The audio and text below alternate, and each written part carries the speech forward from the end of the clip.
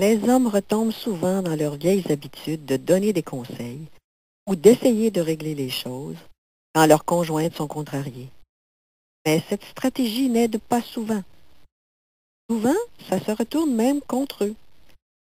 Ta femme dit qu'elle a toujours été le genre à s'inquiéter de tout et que ta réaction habituelle est de refuser d'embarquer dans son inquiétude, de refuser de paniquer.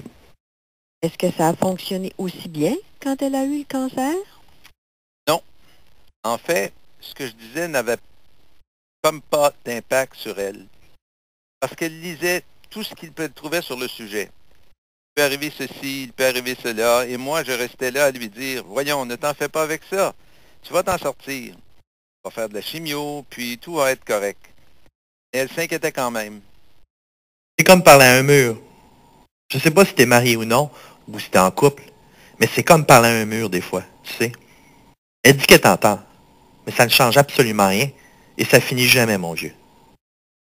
Souvent, je dirais même presque toujours, j'ai fait l'erreur classique.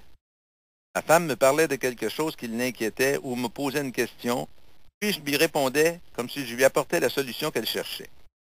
Je passais complètement à côté. Ce qu'elle voulait, c'était discuter de quelque chose ou juste que j'écoute.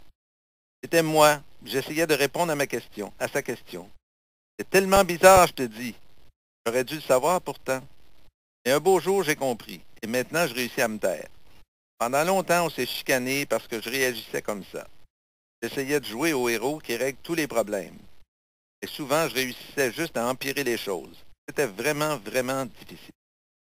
Des fois, je me demandais s'il ne me manquait pas un morceau de cerveau ou deux, maudit, avec toutes les claques derrière la tête que j'ai reçues quand j'étais petit. Quand une femme a le cancer, elle est soumise à des traitements qui entraînent des changements importants dans son corps, dont certains peuvent être permanents. Les hommes de notre étude étaient très conscients de l'impact de ces changements sur leur conjointe, et la plupart essayaient de trouver des façons d'en minimiser les effets, tout en affrontant leur propre réaction au changement. Une mastectomie, c'est tellement dramatique. C'est comme une claque d'en face.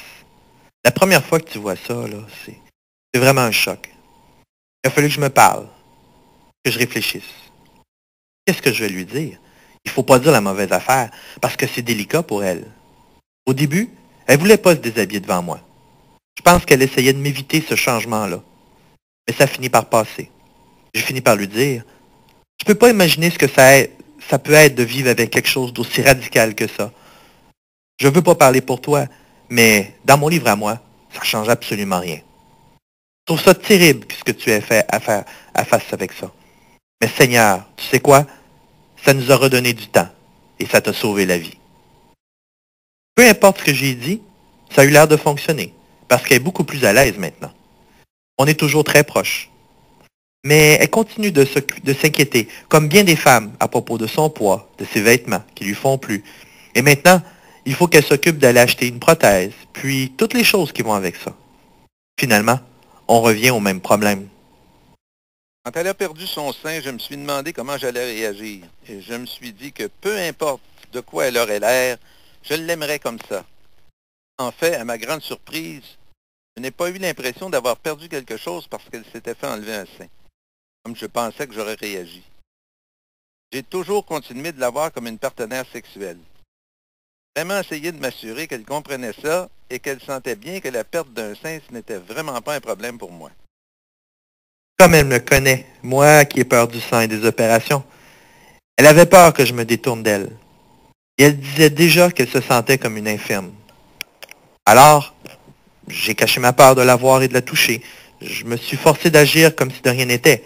Et c'était difficile. Mais aujourd'hui, ça me dérange plus tellement.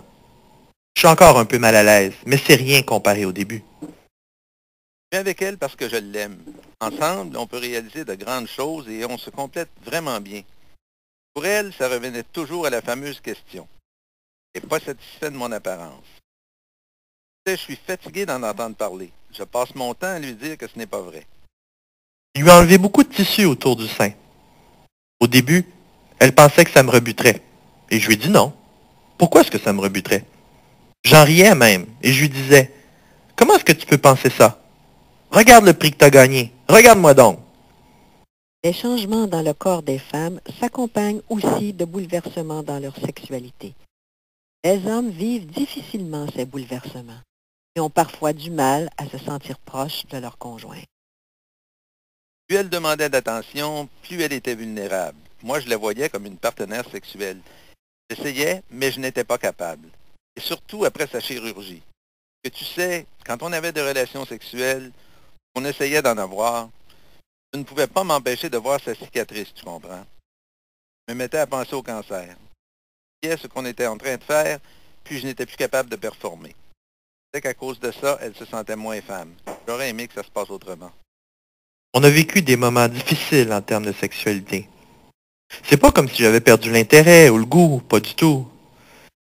Mais c'est comme si c'était uniquement de ma faute, et je voulais pas qu'elle me mette ça sur le dos. Ce qui a fait qu'on a joué à ce petit jeu stupide-là pendant des mois. J'ai finalement compris son message. Si je dois être dur d'oreille, j'imagine. Puis, je pense que son message, c'était « Pourquoi tu ne parles jamais de sexualité? Pourquoi tu ne m'aimes pas assez pour te plaindre que ça fait des mois qu'on n'a pas fait l'amour? » Puis j'ai pas de réponse à cette question-là. Sauf que ça, ça semblait être une source d'anxiété, de stress. Et je voulais pas la stresser ou l'angoisser pour rien. Je voulais pas y mettre de pression. Mais le pire de tout ça, c'est que c'est pas en évitant d'en parler d'un problème qui va finir par disparaître. Ce qu'elle voulait vraiment, c'est que je démontre assez d'intérêt pour lui parler de ce qui me manquait dans ma relation et d'essayer de régler la situation. Tu comprends? Moi, je pensais qu'il fallait que je fasse ce qu'il fallait. Mais en réalité, ce n'est pas du tout ça. La bonne nouvelle, c'est qu'on a pas fini par passer au travers. La sexualité, c'est la façon de se rapprocher le plus d'une personne qu'on aime, pas vrai? Tu exprimes ton amour de cette façon-là, et tout à coup, ça change. Et ça n'arrive pas toujours facilement. Ça peut prendre beaucoup de temps. Point de vue intellectuel, oui, tu comprends. OK, il labore de médicaments pour essayer de détruire ce qui peut rester de cancer dans son corps, sans être vraiment certain. Et au point de vue émotif, tout ce que tu peux dire, c'est « Tiens bon, cette personne-là, ma femme, avait l'air pétante de santé et en pleine forme avant que ces petits comiques-là commencent à la traiter avec tous leurs médicaments qui sont en train de l'empoisonner. » Pour moi, personnellement, la pilule était dure à avaler au point de vue émotif. D'un côté, j'étais en maudit qu'on ne fasse plus l'amour, et d'un autre côté, j'étais en maudit contre le traitement et le cancer. Je me sentais un peu coupable aussi des fois, je me demandais pourquoi je n'étais pas capable de raisonner comme un adulte. Alors oui, ma réaction, c'était d'exprimer ma colère. Je suis sûr que ça a affecté notre sexualité. Tu sais, moi non plus, je n'aurais pas le goût de faire l'amour avec quelqu'un qui est toujours en maudit.